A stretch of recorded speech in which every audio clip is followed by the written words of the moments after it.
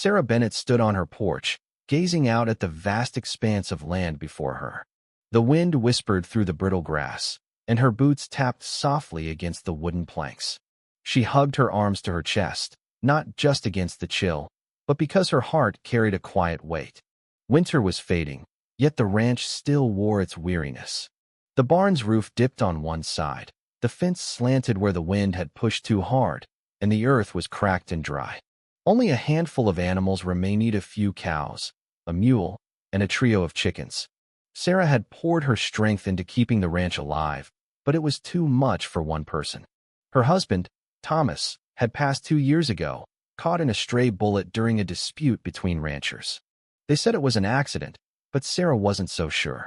She suspected he'd simply grown too weary to keep going. Since then, the ranch had fallen silent: no children's laughter, no music from the old radio, just the wind, the animals, and the sound of her solitary labor. She fed the animals, mended fences, cooked simple meals, and ate alone. At night, she sat by the fire, reading worn books, her chest aching when memories lingered too long. The townsfolk respected Sarah but kept their distance, murmuring about her strength and pride. Offers of help came occasionally, but she always declined, determined to manage on her own terms. That was how she'd been raised. But now, another letter from the bank had arrived, giving her 2 months to pay or lose the land. She'd sold what she could and worked every daylight hour, yet it wasn't enough. That evening, Sarah sat by the fireplace, hands resting in her lap, the flames casting shadows on the walls. Her eyes fell on a newspaper where a small ad caught her attention: seeking marriage in the West. Honest men seeking wives to build a life. Send letters to an address followed. Sarah read it 3 times. She'd heard of mail-order brides, but mail-order husbands? It seemed odd, almost amusing, yet the idea lingered. Perhaps it was time to end the loneliness, not just for help with the ranch, but for companionship, a voice to share the quiet. The next morning, she sat with paper and ink, writing carefully. She didn't mention love or appearances, only the land, the work, and the silence she could no longer bear alone.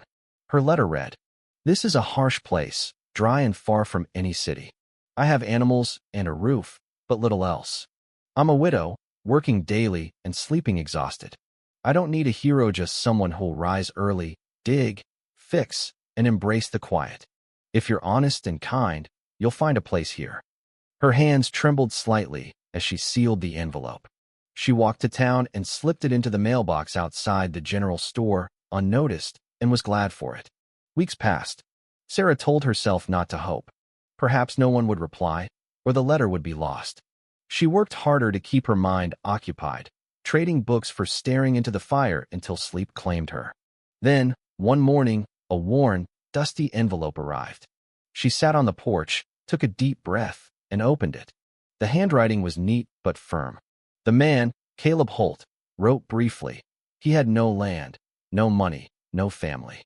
He'd fought in a war, wandered half the country seeking peace, and offered only his hands and his word. He'd arrive by month's end if that sufficed. Sarah read the letter repeatedly, her heart stirring. Caleb Holt, she whispered, the name sounding like it belonged in a story. That night, she set a second plate at the table and sat across from it, chuckling at her own whimsy, but it felt right. As the days passed, she prepared the spare room, mended an old coat, baked bread, and fixed the porch's creaky step. She even trimmed her hair and tied it with a green ribbon she hadn't worn in years. She kept her plans from the townsfolk, wanting no opinions. If this went wrong, she'd handle it as always. On the day the train arrived, the sky was clear. Sarah wore her best dress, faded but clean, with tiny blue flowers. She drove the wagon to town, sitting tall, her heart racing. The train hissed as it pulled in, steam clouding the air. She scanned the passengers, then saw him lean, in a threadbare coat, boots worn thin, carrying a small sack. He stood straight, eyes calm, face composed. Their gazes met, and they exchanged a small nod. No words passed at first, just a quiet understanding. Then Sarah extended her hand. "I'm Sarah," she said. "Caleb," he replied, his grip warm and steady. Something gentle sparked between them, not love, not yet, but a hint of hope. They rode back in the wagon, the land stretching wide under a deep blue sky. Caleb studied the trees, fences, and distant hills, unfazed by the emptiness or the dust the wind kicked up. At the ranch, he stepped down, offered his hand, and surveyed the yard. He touched the sagging fence, inspected the barn, and ran his fingers through the dry soil. "It's quiet," he said, "but not broken." Sarah nodded, his words easing something in her chest. Most would have scoffed at the ranch's state, but Caleb saw it for what it was. Inside, the house was tidy, the fire warm. She showed him his room small, with a thin blanket. He unpacked a book, a comb, and a worn knife, saying nothing about the simplicity. "Where do I start?" he asked, rolling up his sleeves. Surprised, Sarah pointed to the barn roof, which leaked in the rain. Caleb nodded and set to work, climbing with a bucket of nails and a hammer, moving deliberately through the wind. She brought him water, which he barely drank, offering a quiet "thank you" before continuing. By evening, the roof was patched, and they sat on the porch, eating simple stew in silence. Caleb ate as if it were a feast, nodding his thanks.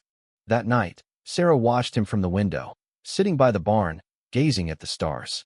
For the first time in years, she didn't feel entirely alone. The next morning, Caleb was up before dawn, fixing the gate with an old board. Each day, he tackled tasks: fences, tools, weeds, the path to the river without needing direction. One evening, Sarah offered him an apple. "Do you miss anything?" she asked. He chewed thoughtfully. "Soft laughter," he said. She nodded, remembering the sound she hadn't heard in years. The town noticed Caleb. At the general store, whispers followed his worn coat and boots. One man, Marcus Tate, approached with a sly grin. "Didn't know you were taking in wanderers, Sarah," he said. Caleb met his gaze. "I'm no wanderer." Sarah gently took Caleb's arm, and they left. That night, she found him sharpening his knife outside. "You don't need to prove anything to him," she said. "I know," Caleb replied, but added, "No one speaks to you like that again." Sarah's chest tightened. "I'm not used to someone standing by me," she admitted. "Get used to it," he said, and something shifted, like earth thawing after frost. They grew closer through small acts, Sarah passing him nails, Caleb stacking firewood. He hummed soft tunes at night, melodies she didn't know but cherished. When rain came, the roof held, and Caleb returned soaked but smiling. "The land looks better," Sarah said. "It's just waiting for someone to believe in it," he replied, his words touching more than the soil. Spring brought wildflowers and birds. The land breathed again. Caleb built a chicken pen, fixed the kitchen roof, and cleared the cellar. Townsfolk warmed to him, offering discounts or small gifts. One day, a wagon wheel broke on the road. They walked home in the fading light. Sarah asked about his past. "There was war, fire, people I couldn't save," he said. "I carry it, but every nail I drive here builds a wall around that pain." Sarah touched his sleeve. "You're not alone," she said. Their bond deepened naturally, in shared silences and small gestures. One stormy afternoon, the house stood strong, and Sarah admitted storms no longer scared her. They reminded her that even dark moments pass. Caleb nodded, understanding. One morning, Sarah found him by the well, digging a trench for the garden. "You spoke in your sleep," he said. "You said home felt whole again." She blushed but helped him dig, their hands brushing in the dirt. Summer brought a thriving garden: beans, squash, tomatoes. Neighbors visited, bringing pies and stories. Sheriff Lawson came with a new bridle for the mule, calling Caleb one of the best. Sarah smiled. "Not bad for a man in patched boots," Caleb quipped. One day, Sarah opened an old trunk, sharing her mother's keepsakes and the pain of a lost child. Caleb listened, his hand over hers. "Loss leaves a space," he said, "but it doesn't have to stay empty." Under the tree one evening, Sarah asked if he missed the road. "It led me here," he said. "I don't need to keep walking." She took his hand. "Then stay." "I already have," he replied. That autumn, they stood beneath the tree with friends, vowing to walk life together. Caleb carved a sign, "Holt Farm," and Sarah teased, "You didn't ask." "It was already true," he said. Seasons turned, the land flourished, and so did they. Sarah no longer wrote letters seeking help. She wrote of the life they'd built. Caleb's harmonica played joyful notes. The ranch, once silent, hummed with life. If you pass Holt Farm, Where grass waves and a sign stands proud, you'll see a woman with a green ribbon and hear a harmonicas tune. This is a story of second chances, of two souls finding home in each other. If it warmed your heart, share it, and come back for more tales of quiet hope.